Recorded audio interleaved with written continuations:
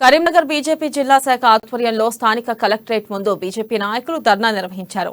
అకాల వర్షాలకు దెబ్బతిన్న పంటలకు ప్రభుత్వం వెంటనే తగిన పరిహారాన్ని చెల్లించాలని డిమాండ్ చేశారు.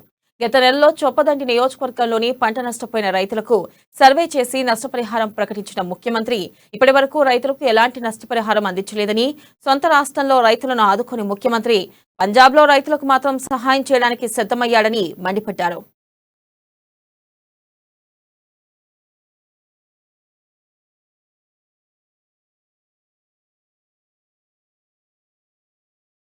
ఇక దేశానికి అన్నం పెట్టే రైతు 6 కాలం కష్టపడి పంట పండించి అకాల వర్షాలకు తల్లడిల్లుతుంటే తెలంగాణ ముఖ్యమంత్రి కేసీఆర్ పక్క రాష్ట్రాల్లో బిజీగా ఉంటే టీఆర్ఎస్ పార్టీ మంత్రులు, ఎమ్మెల్యేలు ఆత్మీయ సభలంటూ బిజీగా గడుపుతూ రైతులను పట్టించుకోకపోవడం దారుణమని మాజీ ఎమ్మెల్యే బొడిగ శోభ అన్నారు.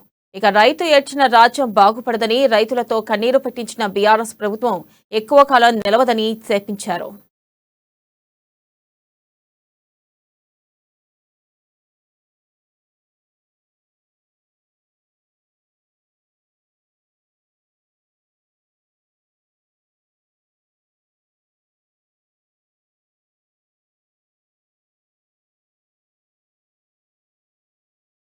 రైతులంతా కూడా మొత్తం పొలాలన్నీ కూడా వడ్లన్నీ కూడా నేలపాలైనాయి, పంటలన్నీ కూడా నేలపాలైనాయి.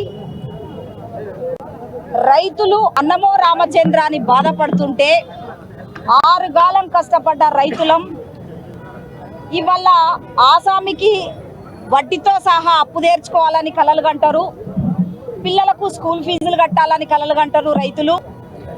ఈ దేశానికి అన్నం పెట్టే రైతు అకాల వర్షాల వల్ల అల్లాడుతుంటే, ఆత్మహత్యలు చేసుకుంటా అంటే, గుండెగిపోయి చనిపోతే రైతుల్ని పట్టించుకునే నాదుడు లేడు. ఒకవైపు ఈ రాష్ట్ర ముఖ్యమంత్రి గారు మహారాష్ట్రకు పోయి మీటింగులు పెట్టొస్తాడు.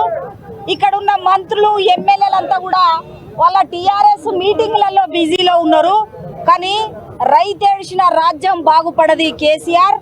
రైతులంతా కూడా తెలంగాణ రాష్ట్రంలో రాళ్లవనబడి అలమటిస్తుండ్రు, ఏడుస్తుండ్రు. రైతులు ఏడుస్తున్న దాని మీద ఇప్పటి వరకు కూడా ఈ రాష్ట్ర ప్రభుత్వం ఒక మాట